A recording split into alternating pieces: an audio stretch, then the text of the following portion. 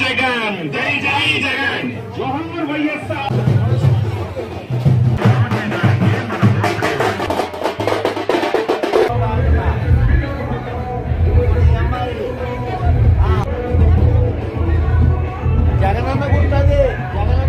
ఈ రోజున మంగళగిరి 23వ వార్డులో ప్రతి ఇంటికి వెళ్ళి గౌరవ ముఖ్యమంత్రి జగన్మోహన్ రెడ్డి గారు ఈ 5 సంవత్సరాల పరిపాలనలో సంక్షేమం అభివృద్ధి ఏ విధంగా చేశారని చెప్పి ప్రజలకు వివరిస్తూ మరి శ్రీమతి మురుగుడు లావణ్య గారు ప్రచారం చేస్తూ ఉన్నారు.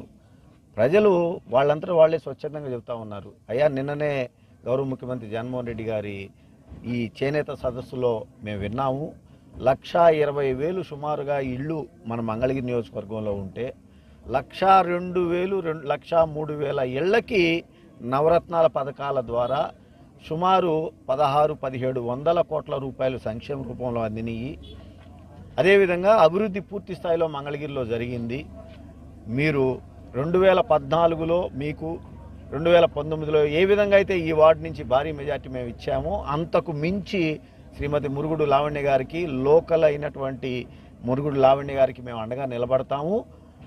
అంతేకాకుండా నా ఎస్సీలు, నా ఎస్టీలు, నా బీసీలు, నా మైనార్టీలు అంటున్నటువంటి జగనన్నకి మేము పూర్తి స్థాయిలో మా అభ్యర్థి, మా లోకల్ అభ్యర్థి, మా స్థానికురాలు, మా బీసీ ఎస్సీ సామాజిక వర్గాలు అండగా నిలబడతాయి మా బీసీలకి అని చెప్పేసి వాళ్ళు చెబుతూ, అయినా నారా లోకేష్ గారు ఎలా నిలబడతారు? నిన్న గౌరవ ముఖ్యమంత్రి జగన్మోహన్ రెడ్డి గారు అడిగింది కరెక్టు.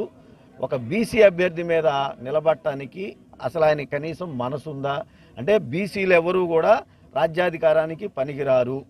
అదే ఆయన 2019లో ఓడిపోయాడు కదా, ఓడిపోయిన చోట బీసీలకు ఇవ్వచ్చు కదా, ఆయన ఇంకో నియోజకవర్గానికి వెళ్ళొచ్చు కదా. అంటే ఇక్కడ మళ్ళా డబ్బు సంచులు తీసుకొని వచ్చి డబ్బు సంచుల ద్వారా మమ్మల్ని కొనాలి, మా ఓట్లు కొనాలి, మా ఎస్సీ ఎస్టీ బీసీ మైనార్టీలని మమ్మల్ని కొనాలని చూస్తూ ఉన్నాడు.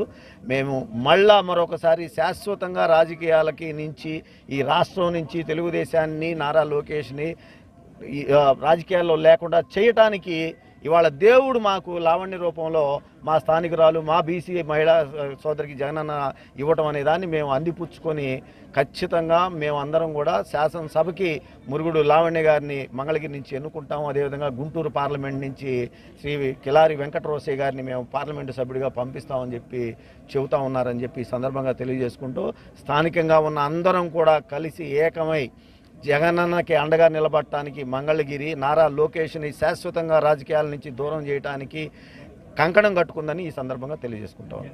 కుట్టు మిషన్లో ఆ ఊళ్ళో 4 ఈ ఊళ్ళో 4 ఇచ్చాడు. అంతటితోనే అభివృద్ధి సరిపోద్దా?